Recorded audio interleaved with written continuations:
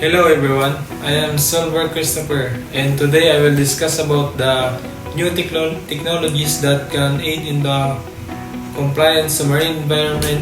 So let's start. Advancement in technology are significantly enhancing compliance with marine environmental protection regulations. First is blockchain-enabled certification system. The Maritime Industry Authority in the Philippines is set to implement the blockchain-enabled automated certificate system by July 2024. This web application aims to provide online services from application to issuance of certificates and permits, ensuring streamlined processes and real-time tracking by leveraging blockchain technology.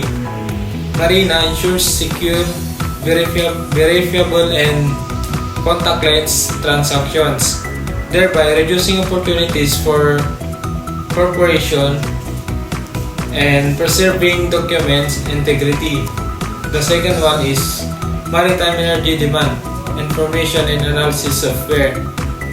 Alongside BEST, Marina is introducing Medians, a system designed to monitor energy use and pollution in maritime transport. Medians collects environmental data to estimate ships' energy consumption and emission based on their activities. This cloud-based tool offers modules for monitoring energy efficiency, emissions calculations, and voyage reporting, aiding in policy assessments and compliance with environmental standards. And next one is autonomous underwater vehicles for environmental monitoring. Projects like EONews employ swarm of AUVs equipped with sensor and high-definition cameras to monitor artificial reef and marine life.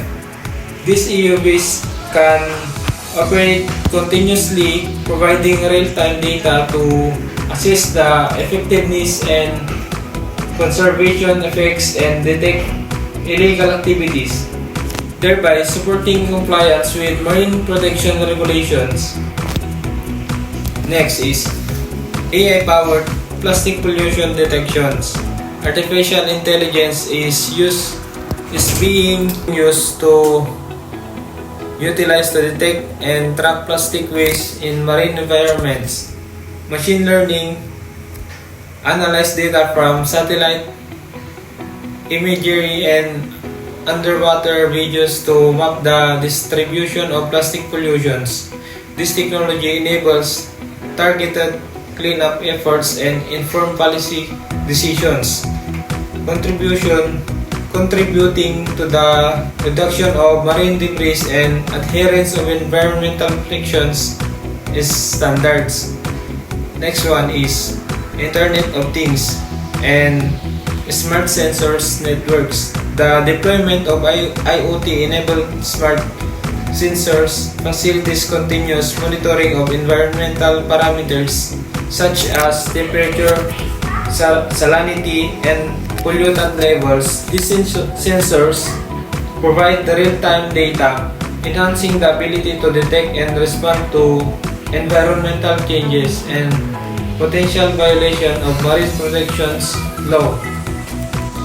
These technological advancements are instrumental in promoting compliance with marine environmental protections regulations, offering innovative solutions for monitoring, reporting, and mitigating human impacts on marine ecosystems.